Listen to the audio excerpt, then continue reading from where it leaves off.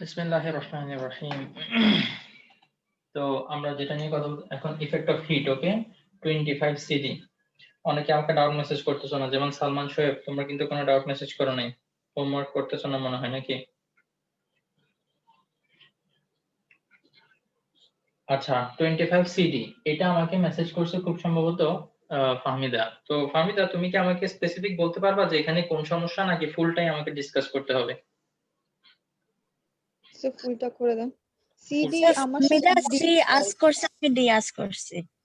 হ্যাঁ হ্যাঁ, ওকে। আচ্ছা, mercury of volume 200 centimeter cube of temperature 298 Kelvin kept in a glass vessel, the coefficient of apparent expansion with respect to glass. হ্যাঁ, এই যে এই কোশ্চেনটা অ্যাকচুয়ালি আমি তোমাদের থেকে এক্সপেক্ট করতেছিলাম। ওকে, সো এখানে কি কি দেয়া আছে? mercury of volume 200 centimeter cube for mercury. Okay, initial volume it is 200 centimeter cube. এখন এটাকে মিটার কিউবে যদি কনভার্ট করতে হয়, আমরা জানি সেন্টিমিটারকে যখন মিটারে কনভার্ট করতে হয় 100 দিয়ে ডিভাইড করতে হয়, বাট আমরা সেন্টিমিটার কিউব থেকে মিটার কিউবে যাচ্ছি, তো তাইলে 100 কিউব দিয়ে ডিভাইড করতে হবে, ঠিক আছে? আচ্ছা, এরপরে বলছে কি টেম্পারেচার 298 কেলভিন। টেম্পারেচার এটা কেলভিনে যেহেতু দেয়া, আমরা এটাকে টি দিয়ে এক্সপ্রেস করব, ক্যাপিটাল টি। আচ্ছা, in a glass vessel, glass ভেসেলের মধ্যে রাখা, এই কথাটা অনেক ইম্পর্টেন্ট, যে মানে মার্কিউরিটাকে আমরা কি করছি, একটা গ্লাস ভেসেলের মধ্যে রাখছি। ওকে, আচ্ছা, the coefficient of apparent expansion with respect to glass is 14.66. coefficient of apparent expansion, apparent expansion আমরা জানি for liquid there are two type of expansion. One is real expansion, another one is apparent expansion. So apparent expansion হচ্ছে 14.66 into 10 to the power minus 5 per Kelvin. Okay, and coefficient of linear expansion of glass, for glass এটা হচ্ছে গ্লাসের জন্য, ঠিক আছে? for glass alpha, maybe এটাকে g দিয়ে express করি, linear expansion হচ্ছে আলফা, তাই না? সো এটা দেয়া আছে 0.401 0.00001 per Kelvin. ওকে, তো এখন এখান থেকে কি বের করতে হবে? what will be the volume of mercury when its temperature is raised to 313 Kelvin? আচ্ছা, তো এখন ফর লিকুইড আমরা জানি, for liquid okay, real expansion আমরা যদি আসলে ফাইনাল ভলিউমটা বের করতে চাই, তাহলে কি করতে হবে? এখন যে ভলিউম আছে সেটার সাথে রিয়েলি কতটুকু এক্সপান্ড হবে সেটা অ্যাড করলে ফাইনাল ভলিউমটা পাবো। এই কথাটা যতক্ষণ পর্যন্ত তোমাদের ক্লিয়ার না হবে আমি ততবার বলবো, তো প্লিজ আমাকে বলো যে কেউ এই কথাটা বুঝো নাই নাকি। আমি আরেকবার বলি, খেয়াল করো, আমি ফাইনাল ভলিউমটা জানতে চাই, তাইলে আমি কি করব? আমার ইনিশিয়াল যে ভলিউম আছে সেটার সাথে রিয়েলি কতটুকু এক্সপানশন হচ্ছে সেটা যদি অ্যাড করে দিই, তাইলে এখন ফাইনাল ভলিউম কতটুকু সেটা আমি পাবো। এই কথাটা বুঝতে পারছো? জি স্যার। ওকে, তাইলে এখন আমার টার্গেট হচ্ছে কি, রিয়েল এক্সপানশন কতটুকু সেটা বের করা। রিয়েল এক্সপানশন বের করতে হলে আমাদের যদি এখানে কোএফিসিয়েন্ট অফ রিয়েল এক্সপানশন দেয়া থাকতো, তাইলে আমরা ডাইরেক্ট কাজ করে ফেলতে পারতাম, বাট এখন এটা দেয়া নাই। তাইলে কি করতে হবে? যেটা অ্যাপারেন্ট এক্সপানশন দেয়া আছে, আমাদেরকে ফার্স্টে অ্যাপারেন্ট এক্সপানশন বের করতে হবে, এবং আরেকটা জিনিস বের করতে হবে, গ্লাসের এক্সপানশন, যেটাকে আমরা বলি কন্টেইনার এক্সপানশন। তোমাদের যদি মনে থাকে এই ইকুয়েশনটা আমি তোমাদেরকে দেখাইছিলাম রিভিশন ক্লাসে প্লাস নরমাল ক্লাসেও। তো ঠিক আছে, আমরা যেহেতু রিয়েল এক্সপানশনটা ডাইরেক্ট বের করতে পারতেছি না, গিভেন ইনফরমেশন যেটা সেটার উপর বেস করে আমাদেরকে কিভাবে বের করে নিতে হবে রিয়েল এক্সপানশন? অ্যাপারেন্ট এক্সপানশন আগে বের করতে হবে, তারপর কন্টেইনার এক্সপানশন বের করতে হবে, দেন আমরা এই দুইটা অ্যাড করলে রিয়েল এক্সপানশন পাবো। এই রিয়েল এক্সপানশনটা ইনিশিয়াল ভলিউমের সাথে যদি অ্যাড করে দিই, তাইলে আমরা পাবো ফাইনাল ভলিউম। ক্লিয়ার কনসেপ্ট কি আমাদের কাজ করতে হবে? ওকে, এবার আসো, আমাদের এখন টার্গেট কি, অ্যাপারেন্ট এক্সপানশনটা কেমনে বের করে সেটা একটু দেখা। তো অ্যাপারেন্ট এক্সপানশনের জন্য আমরা কোএফিসিয়েন্ট অফ অ্যাপারেন্ট এক্সপানশন, এটাকে তুমি যে কোনো একটা লেটার আপাতত ধরে নাও, ঠিক আছে? মনে করো জেড দিয়ে রিপ্রেজেন্ট করলাম, ঠিক আছে? তো তাইলে এখন এটা ইকুয়াল টু আমরা কি পাবো? উপরে হবে কি জেনারেলি হয় v2 মাইনাস v1, এটা মানে কি এক্সপানশন। এই জিনিসটাই হচ্ছে বেসিক্যালি আমাদের অ্যাপারেন্ট এক্সপানশন। ভালো মতো বুঝো, ঠিক আছে? কোএফিসিয়েন্ট অফ অ্যাপারেন্ট এক্সপানশন, এটা দিয়ে যে এক্সপানশনের ভ্যালুটা পাবো সেটা হবে আমার অ্যাপারেন্ট এক্সপানশন। সো এখান থেকে আমি এই যে v2 মাইনাস v1 সেটা বের করার চেষ্টা করব। তবে এটাকে রিপ্রেজেন্ট করার সময় আমাকে খুব কেয়ারফুল থাকতে হবে এটা রিয়েলটা যাতে না বোঝায়, কারণ রিয়েলটার সময়ও কি হবে v2 মাইনাস v1 আসবে একটা। তো এই কারণে এটা ব্র্যাকেট দিয়ে লিখে দিতে হবে অ্যাপারেন্ট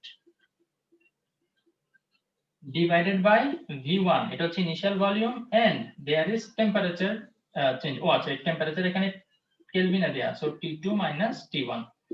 ওকে, তো তাইলে এবার এই ভ্যালুটা এখানে বসাও। আমি একটু যেভাবে বলি সেভাবে তোমরা একটু ক্যালকুলেশনটা করে আমাকে বলো। z এর ভ্যালুটা এখানে বসাও। ওকে, সরি, এই যে এখানে, ঠিক আছে? z এর বদলে এই ভ্যালুটা বসাও এখানে। বসানোর পর ইকুয়াল দিয়ে এটা তো আমাদের বের করতে হবে, সো এটা কিছু করবা না। v1 এর ভ্যালু কোথায়? এই যে এখান থেকে v1 এর ভ্যালুটা এখানে বসাবা। ওকে, T2 মাইনাস T1 আমাদের টেম্পারেচার কততে নিয়ে গেছিল সেটা আসলে আমি লিখি নাই। T2 হচ্ছে 313 কেলভিন, কোশ্চেনের মধ্যে স্টেমে দেয়া আছে। ওকে, সো T2 এর ভ্যালু বসাও 313, T1 হচ্ছে 298। এই ভ্যালুগুলো বসানোর পরে v2 মাইনাস v1 কত আসে প্লিজ একটু আমাকে কেউ ক্যালকুলেট করে বলো।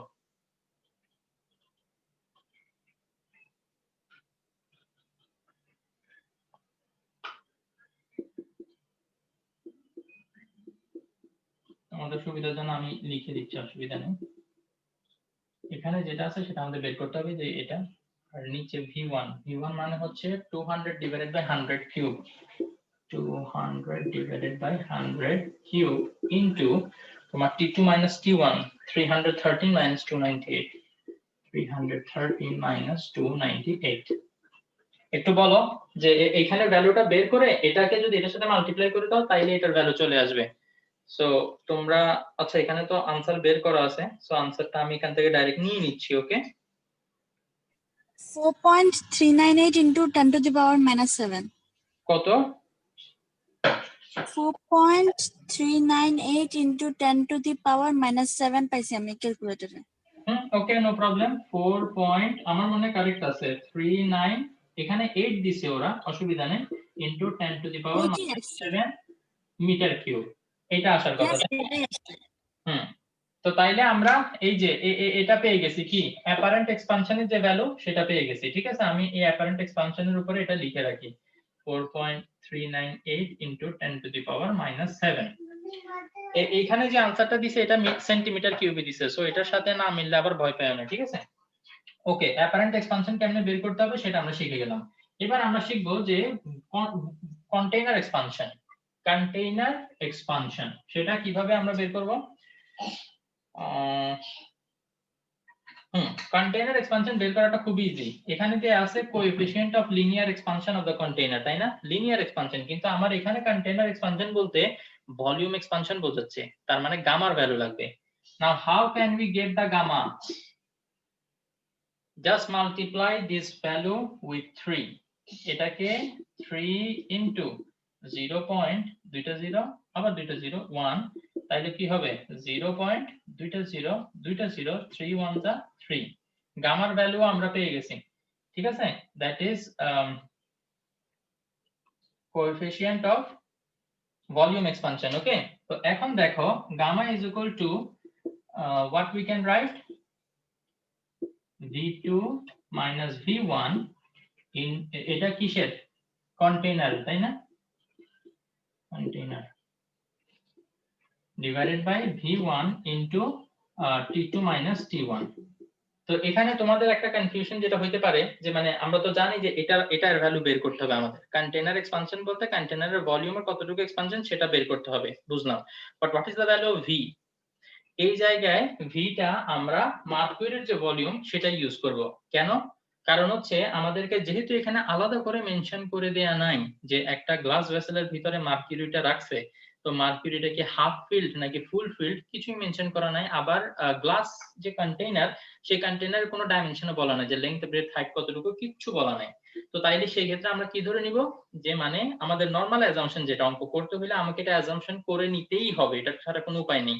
সেটা কি, যে গ্লাস ভেসেলটা ছিল সেটা মার্কিউরিতে ফিল্ড। তো সেই কারণে মার্কিউরির যে ভলিউম সেটাই হবে আমার কন্টেনারের ভলিউম, কারণ কন্টেনারের ভিতরে যতটুকু স্পেস ততটুকু লিকুইড তুমি সেখানে ঢালতে পারবা, রাইট? সো এই কারণে কন্টেনারের যে ভলিউম আর মার্কিউরির যে ভলিউম দুটোটা আমাদেরকে সেম ধরে নিয়ে আসার আমাদের কাছে এখন আর কোনো উপায় নেই, ঠিক আছে? তো তাইলে আমরা এখানে V1 এর যে ভ্যালুটা বসাবো সেটা হচ্ছে এইটা, আর T2 - T1 এটাও সেম থাকবে 313 থেকে 298 মাইনাস, আর গামার ভ্যালু তোমাকে এখানে আমি ক্যালকুলেট করে দিছি। So V2 - V1 এটা বের করে নিবা, which will give you the value for container expansion. তো এই যে দুইটা ভ্যালু তুমি পেয়ে গেলা, পেয়ে যাওয়ার পরে তুমি এই দুইটা অ্যাড করলে কি পাবা, real expansion of the liquid. এই real expansion of the liquid যদি তুমি ইনিশিয়াল ভলিউমের সাথে অ্যাড করে দাও, that will give you the final volume. কারো কোনো ডাউট আছে? ওটা অনেক লেংদি এবং অনেক টায়ারিং লাগতে পারে, বাট সব সময় মনে রাখবা আমার এখন কি টার্গেট, ঠিক আছে? নিজেকে কোশ্চেন করবা এভাবে, যে আমাকে বলছে যে ফাইনাল ভলিউম বের করতে। ফাইনাল ভলিউম বের করতে হলে আমার দুইটা জিনিস লাগবে, ইনিশিয়াল ভলিউম আর রিয়েল এক্সপানশন। ইনিশিয়াল ভলিউম আছে, রিয়েল এক্সপানশন লাগবে, তাইলে আমার এখন টার্গেট কি, রিয়েল এক্সপানশন বের করা। ওকে, রিয়েল এক্সপানশন বের করতে হলে আমার দুইটা ইনফরমেশন লাগবে, সেটা হচ্ছে অ্যাপারেন্ট এক্সপানশন আর কন্টেনার এক্সপানশন। তো তাইলে আমার এখন টার্গেট হয়ে গেছে কি, অ্যাপারেন্ট এক্সপানশন বের করা। সেটা কিভাবে বের করতে হয় দেখাইছি, এরপরে কন্টেনার এক্সপানশন কিভাবে বের করতে হয় সেটাও এখন দেখাইলাম। দুটোটা ভ্যালু বসায় অ্যাড করে রিয়েল এক্সপানশন বের করবা, রিয়েল এক্সপানশন ওই ইনিশিয়ালের সাথে অ্যাড করে ফাইনাল ভলিউম বের করে ফেলবা। ক্লিয়ার? Yes, sir. তো মাথাটা একটু ঠান্ডা রাখতে হবে, ঠিক আছে? মাথা ঠান্ডা তখনই থাকবে যখন এই অঙ্কগুলো বাসায় প্র্যাকটিস করে যাবা। কেন? কারণ তখন মনের মধ্যে একটা সাহস থাকবে, আর এটা আমি দেখে আসছি, এটা বিষয় না। What portion of glass tube of diameter 1 millimeter can be filled by the hot mercury? Hot mercury মানে এই যে আমরা ফাইনাল যে ভলিউমটা এখানে বের করব না V2, সেটা আমাদের এখন লাগবে, ঠিক আছে? সেই V2 এর ভ্যালুটা আমি আমার যে মুছে ফেলছি, আচ্ছা আবার লিখবো। আচ্ছা কি বলতেছিলাম, এই V2 C থেকে আমি যে V2 পাবো সেটা আমার একটু লাগবে, তো আমি সেটা একটু লিখে ফেলি। 200.5298 এটা হচ্ছে সেন্টিমিটার কিউবে। ওকে, তোমাদের মিটার কিউবে আনসার ওই যে 10 টু দি পাওয়ার সামথিং যেভাবে আসে না ওভাবে আসলে আসতে পারে, সমস্যা নেই। তো এখন বলছে কি, এই যে লিকুইডটা, এই লিকুইডটাকে আমরা একটা গ্লাস টিউবের মধ্যে ঢালবো। ওকে, ভালো কথা। গ্লাস টিউব দেখতে কি এরকম হয়? গ্লাস টিউব দেখতে এরকম হয়। এখন বলছে কি, এতটুকু ভলিউমের লিকুইডকে আমি যখন এরকম গ্লাস টিউবে ঢালবো, এটা ধরে নিলাম যে এতটুকু হাইট পর্যন্ত ফিল আপ করছে, তো সেটার লেন্থ কতটুকু হবে, কতটুকু লেন্থ পর্যন্ত এটা ফিল আপ করবে, এটা আমাকে বের করতে হবে। তাইলে খেয়াল করে দেখো, এই যে volume of the liquid should be equal to the volume of this part of the test tube. Test tube বলতে এটাকে কি বলো, গ্লাস টিউব বা টেস্ট টিউব যেটাই বলো তোমরা, কেমিস্ট্রির ভাষায় বলতে টেস্ট টিউব বলে। তো এই যে ভলিউম, সেটা এই যে টেস্ট টিউবের এতটুকু পার্টের যে ভলিউম সেটার ইকুয়াল হবে, রাইট? তো তাইলে এই পার্টের ভলিউম আমি যদি তোমাকে বের করতে বলি, তুমি কিসের ফর্মুলা অ্যাপ্লাই করবা দেখি বলো তো? কোনটার ভলিউমের ফর্মুলা অ্যাপ্লাই করবা? একটা বক্সের ফর্মুলা, কোনের ভলিউমের ফর্মুলা, নাকি সিলিন্ডারের ভলিউমের formula? Cylinder. Cylinder, excellent, because আমাদের যে গ্লাস টিউবের কথা বলছে that is like a cylinder. তো তাইলে সিলিন্ডারের ভলিউমের ফর্মুলা কি দেখি বলো তো? পাই আর স্কয়ার এল, রাইট? পাই আর স্কয়ার এল।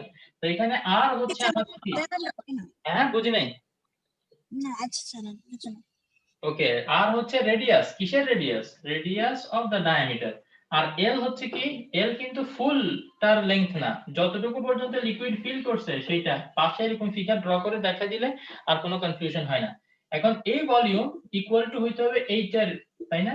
200.5298। এখান থেকে তোমার কাজ হচ্ছে এল এর ভ্যালু বের করা, because radius it is given radius না অ্যাকচুয়ালি ডায়ামিটার দেয়া আছে। সো ডায়ামিটার কি d is equal to 1 millimetre, এটাকে 2 দিয়ে ডিভাইড করলে you will get the radius, put the value of radius and get the value of L from here. Can you do this? Yes, sir. ইনশাআল্লাহ। Yes, sir.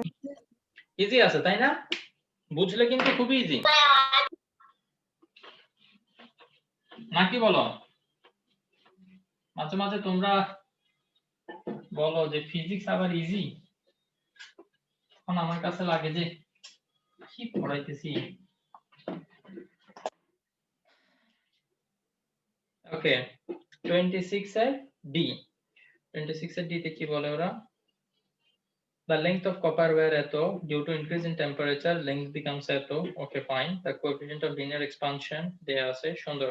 D তে বলছে if the wire was made by aluminum and if 87.5 degree is needed to 100.02 meter length of wire, then could you determine the coefficient of volume expansion for aluminum? Oh, okay. So if the wire is made by aluminum, তো finally যেটা বের করতে বলছে আমাদেরকে gamma বের করতে বলছে, তাই না? গামা ফর অ্যালুমিনিয়াম, এল দিয়ে রিপ্রেজেন্ট করি, ঠিক আছে? গামা এল। এখন এখানে দেয়া আছে লেংথ, তো লেংথ দিয়ে আমরা কোএফিসিয়েন্ট অফ লিনিয়ার এক্সপানশন বের করতে পারবো, দ্যাট ইজ আলফা। আলফা বের করলে সেটাকে 3 দিয়ে মাল্টিপ্লাই করলে আমার কি হয়ে যাবে দেখি বলো তো? গামা বের হয়ে যাবে। তো এখন আমার টার্গেট হয়ে গেছে কি আলফা বের করা। তো আলফা আমরা কেমনে বের করতে পারি?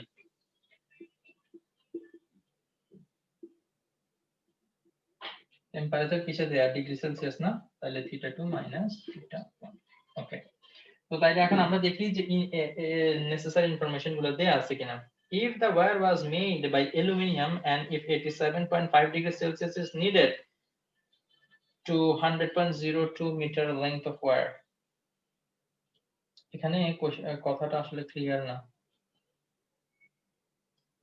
তোমরা বুঝতেছো ওরা কি বলছে এখানে?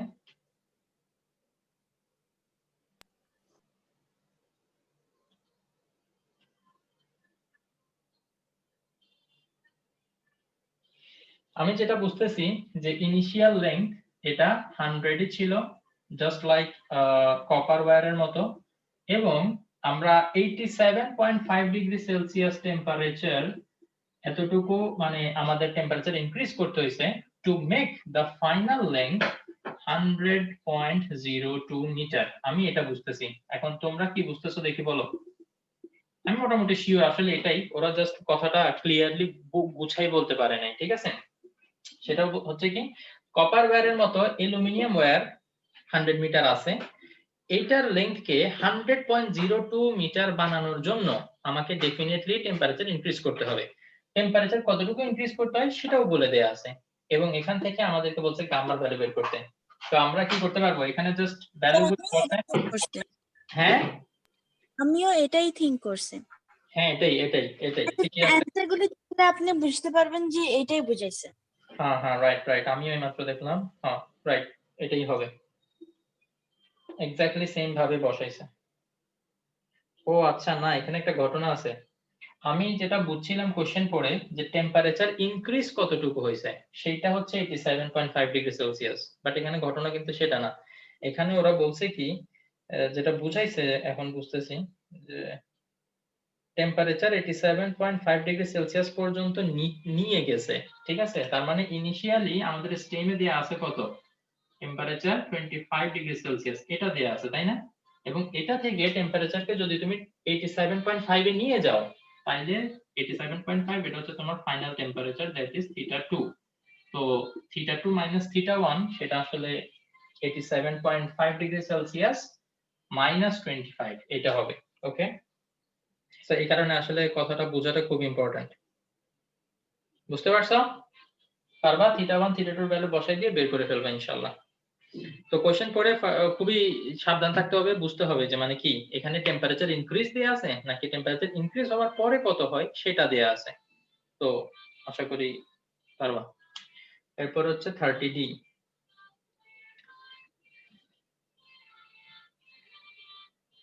30D volume of a lead bullet was এত, আমি আগামী ডি নাম্বার কোশ্চেনটা দেখি। If the length and width of the bullet is 3 centimetre and 1 centimetre respectively, length আর উইডথ দেয়া আছে, তার মানে বুলেটের ভলিউম বের করতে পারবো চাইলে। Find out the change in its length and area. Change in its length, okay. দেখি কি কি ইনফরমেশন দেয়া। The volume of a lead bullet was 2.5 meter cube at 0 degrees temperature while it was inside the gun, but firing the gun increased the temperature because of the friction between the bullet and the gun's tube, and as a result the volume of the bullet increased. The calculation showed that if the friction increased temperature to 90 degrees Celsius, তার মানে increase হয়ে 90 degree Celsius হয়েছে temperature, ওকে। আগে ছিল 0, এখন increase হয়ে 98 degree Celsius হয়ে গেছে। Volume of the bullet increased এত, ওকে।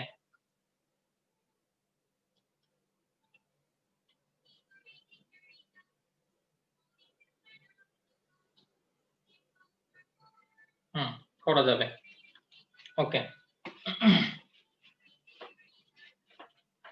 তো এখানে মূলত কি বলছে যে একটা বুলেটকে আমরা ধরে নিই এরকম, যদিও বুলেট এরকম থাকে না, সামনের দিকে খোলা থাকে, বাট এখনের জন্য আমাদেরকে এরকম শেপের বুলেট ধরে নিতে হবে, ঠিক আছে। তো এই বুলেটের যে লেংথ সেটা হচ্ছে 3 সেন্টিমিটার, এবং বুলেটের যে ক্রস সেকশনাল এরিয়া সেটা হচ্ছে কি এরকম। তুমি যদি এক সাইড থেকে দেখো, এই যে বুলেটটাকে নিয়ে আমি যদি এখন মানে এই এক সাইড থেকে দেখাই, তুমি কিন্তু বুলেটটাকে একটা সার্কেল দেখবে, তাই না? ঠিক না? বুলেটটা এভাবে ধরে আমি যদি সোজা করে তোমার দিকে রাখি, তাহলে তুমি এই সাইডটাকে একটা সার্কেল দেখবা। বেসিক্যালি এই সাইডটা তো একটা সার্কেলই। তো এই যে এরিয়াটা না আছে, এটা হচ্ছে ক্রস সেকশনাল এরিয়া, এবং এই ক্রস সেকশনাল এরিয়াটা ডিপেন্ড করে এটার উইডথ কতটুকু সেটার উপরে। এই উইডথটা দেয়া আছে 1 সেন্টিমিটার। তো এই যে 1 সেন্টিমিটার যেটা দেয়া না, এটা বেসিক্যালি ডায়ামিটার দেয়া আছে, এই সার্কেলটার ডায়ামিটার দেয়া আছে। তো এই ইনফরমেশন গুলো কিভাবে আমরা কাজে লাগাতে পারি একটু দেখো, খেয়াল করো, ওকে।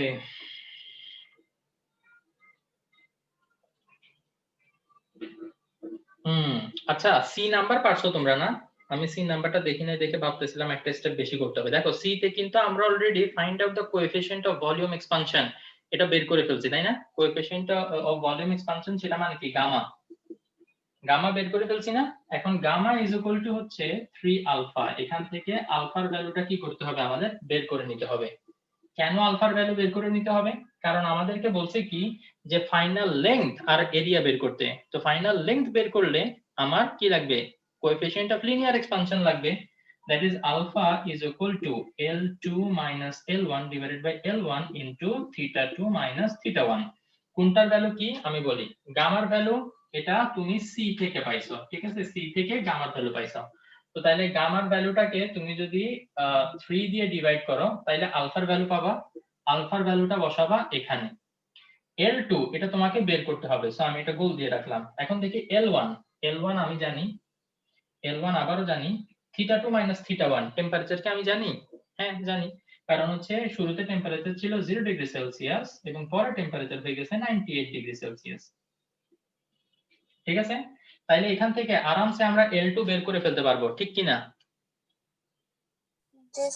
জি স্যার। ওকে, তো L2 বের করাটা সমস্যা না, সমস্যা হচ্ছে এখানে এই যে কি বলছে, find out the change in its length and area, area বের করা। তো এরিয়াটা কেমনে বের করা যাবে সেটা আমরা একটু দেখি।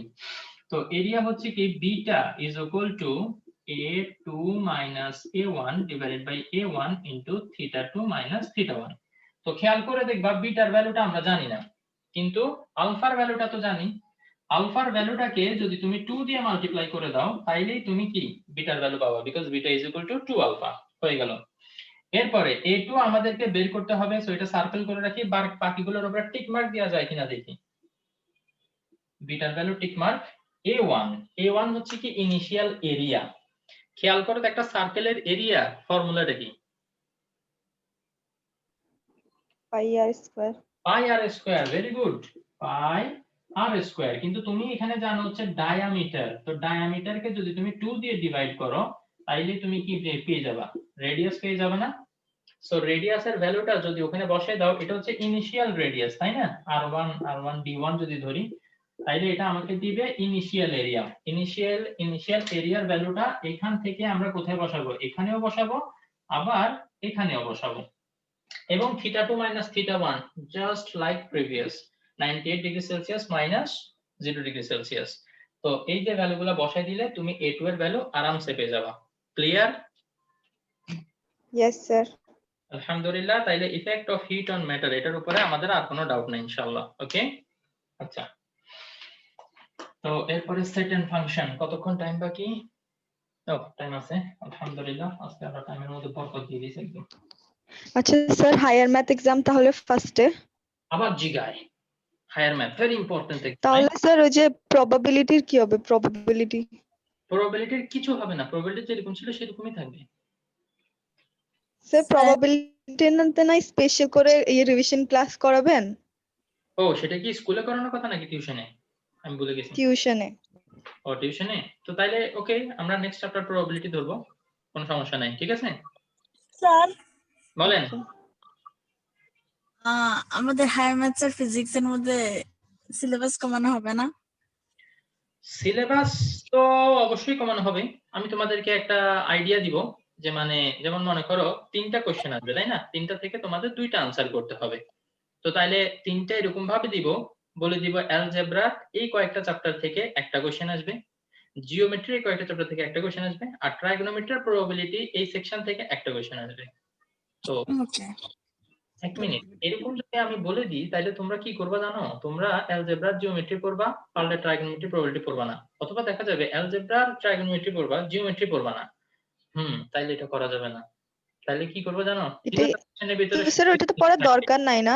আহা, ভালো কথা মাথায় আসছে, গুড গুড। হ্যাঁ কি বলছি স্যার, যদি দুইটা কোয়েশ্চেনই আনসার করতে হয় তাহলে ওইটা তো পড়ার দরকার নাই। কি পড়ার দরকার নেই? এই যে 3টা কোয়েশ্চেন একটা কোয়েশ্চেন পড়ার দরকার নাই না? 3টা কোশ্চেন একটা কোশ্চেন আনসার করতে হবে না, 2টা ক্রিয়েটিভ আনসার করতে হবে শুধু। এই তো সেটাই তো স্যার, আপনি আমার কথা বুঝে না। আমি আসলে বুঝতেছি না কি বলতেছো, আবার একটু বুঝিয়ে বলো। আচ্ছা আমি বলি স্যার, আমি বলি, হ্যাঁ আপনি যা বলছেন না হুম, ও এটাই বলছে, বাট ফ্রম স্টুডেন্টস পার্সপেক্টিভ। মানে আমরা কি থিঙ্ক করব? আমরা থিঙ্ক করবো এটা পড়া লাগবে না, ও এটাই বলছে এটা পড়া লাগবে না, দ্যাটস ইট। আমি শুনি নাই, সরি, আমি একটা মেসেজ দেখতেছিলাম, আবার বলো। Sorry sorry. আপনি যে বলছিলেন না আমরা দুইটার জন্য পড়বো, আরেকটা পড়বো না, আরেকটা পার্ট পড়বো না, হ্যাঁ হ্যাঁ হ্যাঁ ও নিজের পার্সপেক্টিভ থেকে, আপনি তো আমাদের পার্সপেক্টিভ থেকে বলছেন, রাইট? হ্যাঁ ও হ্যাঁ। নিজের পার্সপেক্টিভ থেকে বলছে যে এটা পড়া লাগবে না, দ্যাটস ইট। আপনার কথাই বলছে স্যার। ও আচ্ছা আচ্ছা। তো এইটা এরকম তোমরা চিন্তা করবা দেখে আসলে আমি এখন একটু মিক্সিং করার চিন্তা ভাবনা করতেছি। যাই হোক, ফাইনাল যেটা সেটা ইনশাআল্লাহ জানাই দিব। ওকে, আমি এখন কি করার কথা বারবার ভুলে যাচ্ছি। ও আচ্ছা, এখন হচ্ছে set and function. Set and ফাংশনে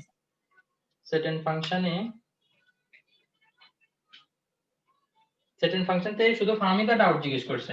22C, 21C, 19C, রাইট? আর কেউ ডাউট জিজ্ঞেস করছো সেট এন্ড ফাংশন থেকে? ওকে, তো তাইলে 19C টা আমরা একটু দেখে ফেলি।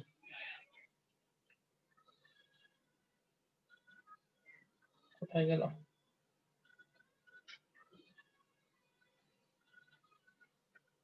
ও 19C, প্রমাণ করো A cross B intersection C is equal two A cross, এটা করতে হবে।